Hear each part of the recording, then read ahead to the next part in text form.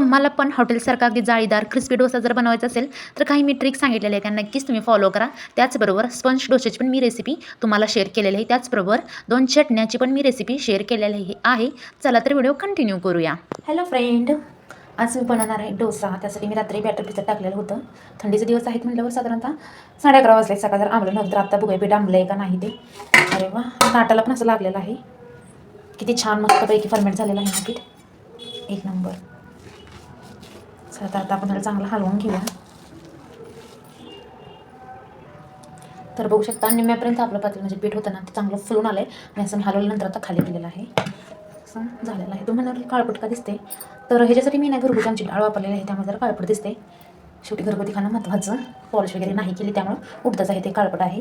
तर त्यासाठी योग्य प्रमाण काय मी वापरले माहिती आहे का, 2 वाटी तांदूळ तर अर्धी वाटी मी उडदाची डाळ घेतलेली आहे आणि थोडंसं त्याच्यामध्ये 1 स्पून मी मेथीचे दाणे ॲड केलेले आहेत आणि संध्याकाळी बारीक करून ठेवलेलं आहे. आणि हे असं स्टँडवर मी ठेवलेलं आहे. तुम्ही पण नक्की स्टँडवर आणि वरून कापड वगैरे गुंडळा. चला तर आता चटण्यांची आपण तयारी करूया. मी 2 प्रकारची चटणी करणार आहे, सो व्हिडिओ कंटिन्यू करा.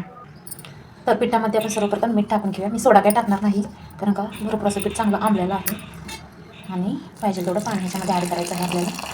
साधारण मी अर्धा ग्लास ह्याच्यामध्ये पाणी ॲड केलेलं आहे आणि चांगलं आपल्याला मिक्सअप करून घ्यायचं आहे.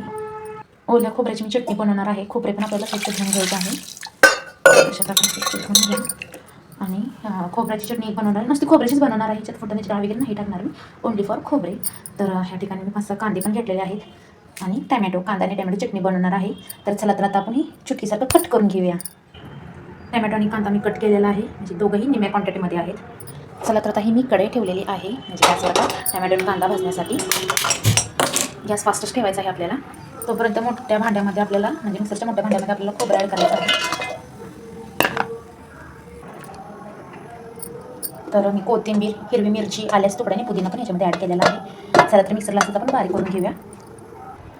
तोपर्यंत तिकडे आपली कढई तापलेली आहे. कांदा ह्याच्यामध्ये आपण ॲड करणार आहोत. तर कांदा मोठं थोडासा हलवून पण घ्यायचा आहे. तोवर आता चटणी करूया आपण तिकडे. आपण जे वाटून केलं खोबरं ओबळ झालं आहे त्याच्यानंतर याच्यामध्ये आता लसूण ॲड करणार आहोत आणि किंचितसं पाणी ॲड करायचं आहे. बघू शकता मी किती कमी पाणी ॲड केलेलं आहे आणि आता एकदा फिरवून घ्यायचं आहे आपल्याला. म्हणजे तुम्हाला जर पातळ चटणी आवडत असेल तर आवर्जून जास्त पाणी ॲड करा. चला तर आता हे बारीक करून घेऊया आपण. चटणी बघू शकता माझी अशी झालेली आहे. चला एका भांड्यामध्ये आपण ही चटणी काढून घेऊया. कांद्याला असा डागपर्यंत तिकडपर्यंत भाजायचं आहे. अजून 1-2 मिनिटं आपण भाजून त्याच्यामध्ये आपण टमॅटो पण ॲड करायचा आहे. कांद्याला एकदम छान डाग पडलेले आहेत. आता याच्यामध्ये आपण टमॅटो ॲड करणार आहोत. आता टमॅटो पण आपल्याला चांगलं भाजून घ्यायचं आहे. मी दोन्ही कांदा आणि टमॅटो हाय गॅसवर भाजत आहे. हे एका गॅसवर भाजतो तोपर्यंत आपण या साईडला चटणीचं दोघीला ठेवणार आहोत. म्हणजे तडका पॅन तुमच्याकडे असेल तर तुम्ही नक्की यूज करा. माझ्याकडे तडका पॅन काही नाही, सो मी ह्याच्यामध्ये तेल टाकणार आहे. साधारण मी 2 चम्मच तेल ॲड करत आहे. तिकडचं तेल गरम होत नाही तोपर्यंत तिकडं हलवून घ्यायचं आहे. तिकडं तेल टाकते त्यामध्ये तोपर्यंत आपल्याला चटणीमध्ये म्हणजे खोबरं पण जे बारीक येतं ना ह्याच्यामध्ये आपल्याला मीठ टाकून घ्यायचं आहे आणि सगळीकडून एकदा हलवून घ्यायचं आहे.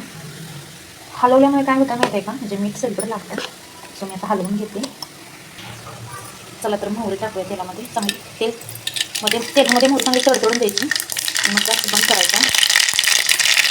माझ्याकडे कढीपत्ता काय अवेलेबल नाही त्यामुळे तुमच्याकडे अवेलेबल असेल तर नक्की ह्याच्यामध्ये ॲड करा. झाली आपली खोबऱ्याची चटणी तयार. तुम्हाला आवडत असेल तर डाळ पण ॲड करा. आता पुन्हा एकदा आपण सगळीकडे ह्याला हलवून घ्यायचं आहे. चटणी आपली रेडी आहे, ओनली खोबऱ्याची चटणी. चला तर या साईडला आपल्या कढईमध्ये टमॅटो आणि कांदा चांगला भाजून झालेला आहे. तर त्यात मी बंद करत आहे. टमाटर चांगला कच्चा असते तर मी अजून 1-2 मिनिटं परतून घेते. कांदा टमॅटो चांगलं भाजलेला आहे. गार होण्यासाठी आपल्याला जास्त फॅन खाली ठेवणार आहोत. खूप गरम आहे, फॅन खाली 10 मिनिटं ठेवायचं, गार होईल. साधारण 10 मिनिट झालेले आहेत आणि मला चटणी केली ना त्याच मिक्सरच्या भांड्यामध्ये मी ह्याच्यात काढलेला आहे. सो तुम्हाला जर आवडत असेल तर मिरची 1-2 नक्की टाका. म्हणजे पिकलेली लाल कलरची असते ना ते मला काही जास्त तिखट नको आहे त्यामुळे मी नुसती कोथिंबीर टाकत आहे. चला तर हे मिक्सरला बारीक वाटून घेऊया. चांगली पेस्ट अशी बारीक झालेली आहे. चला तर दुसऱ्या साईडला आपण कढई गरम करूया. ह्याला पण आता फोडणी देऊया आपण. मगाशी जी कढई आहे ना तीच मी यूज करणार आहे. ह्याच्यामध्ये पण मी साधारण 1.5 चम्मच ऑइल घेतलेलं आहे, म्हणजे तेल चांगलं तापून द्यायचं आहे आपल्याला. तेल चांगलं तापल्यानंतर ह्याच्यामध्ये आपल्याला मोहरी ॲड करायची आहे. मोहरी चांगली तळतळून द्यायची आहे. त्यानंतर मी हिरव्या मिरच्यामध्ये 2 ॲड करणार आहे. मिरची चांगलं आपल्याला तेलामध्ये म्हणजे भाजून घ्यायचं आहे. 2च ॲड केलं. तुम्हाला जास्त आवडत असेल किंवा बारीक कट करून टाकली तरी चालेल. मोठी टाकल्यानं काय होतं माहिती का, लवकर काढण्यात इझी होतं. बारीक केलेली पेस्ट ह्याच्यामध्ये आपण टाकत आहोत. जास्त बारीकच ठेवायचं आहे आपल्याला. मिक्सरचं जे भांडं होतं ते पण आपल्याला चांगलं पुसून घ्यायचं आहे. आणि ह्याच्यामध्ये आता आपल्याला चवीनुसार मीठ टाकायचं आहे. ह्याच्याकडून म्हणजे पाव चमचा तो टाकलेला आहे. त्याचबरोबर थोडीशी कोथिंबीर टाकल्यामुळे छान चव येते, एक नंबर. चला तर आता गॅस बंद करूया. आता डोसे आपण करून बघूया कसे झालेत. चटणी कशी झाली कमेंट करून नक्की सांगा. त्याचप्रमाणे ही पण चटणी कशी झाली कमेंटमध्ये नक्की सांगा. चला तर डोसा करूया आता आपण. डोसा या ठिकाणी तवा ठेवलेला आहे आणि आपल्याला पीठ म्हणजे लय पातळ पण करायचं नाही, लय घट पण करायचं नाही. मी केलं ना अशा कन्सिस्टन्सीमध्ये करायचं आहे. चांगलं आपल्याला हलवून घ्यायचं आहे. मागाशीच मी सांगितलं होतं अर्धा ग्लास, त्याच्यानंतर मला थोडं पाऊण ग्लास पण पाणी लागलेलं आहे. मी ह्याच्यामध्ये ॲड केलेलं आहे. चांगलं हलवल्यानंतर ह्याच्या आपण डोसे करणार आहोत. तव्याला तोपर्यंत आपण थोडंसं तेल लावून घेऊया. तवा चांगला तापून द्यायचा आहे आपल्याला. तवा एका वेळी घासणीच्या साह्यानं जेव्हा डोसा करत आहे ना तेव्हा घासणीच्या साह्याने घासायचा नाही.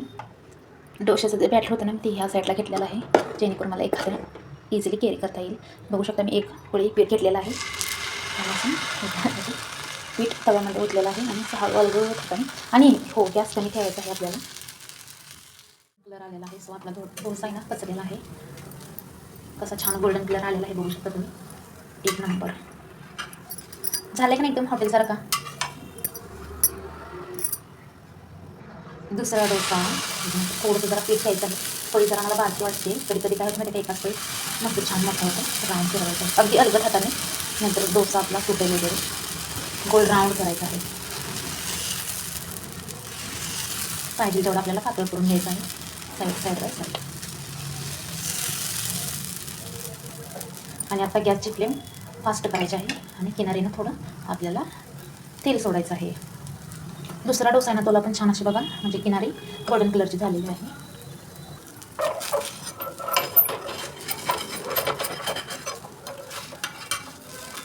हा पण आपला डोसा तयार आहे. झाले की नाही विकत सारखाच छान मस्तपैकी. तर आता आपण एक जाड डोसा करणार आहोत. त्याच्यामध्ये 1.5 पोळी आपल्याला बॅटर घालायचं आहे. तो पण छान मऊ लिपलिपीत होतो. आणि अर्धी पोळी त्याला अलगद म्हणजे लई जास्त फिरवायचा नाही.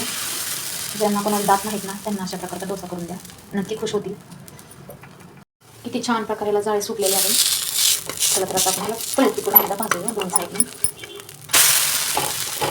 छान गोल्डन कलर आलेला आहे. छानपैकी दोन साईडने आपला हा डोसा भाजलेला आहे. किती छान झालेलं आहे, मऊसूत एकदम एकच नंबर.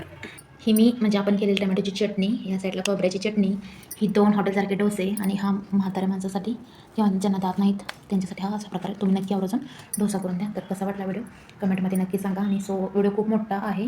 एवढा तुमचा मला वेळ दिल्याबद्दल, अमूल्य वेळ दिल्याबद्दल मी मनापासून आभार आहे. Thank you for watching. Bye take care.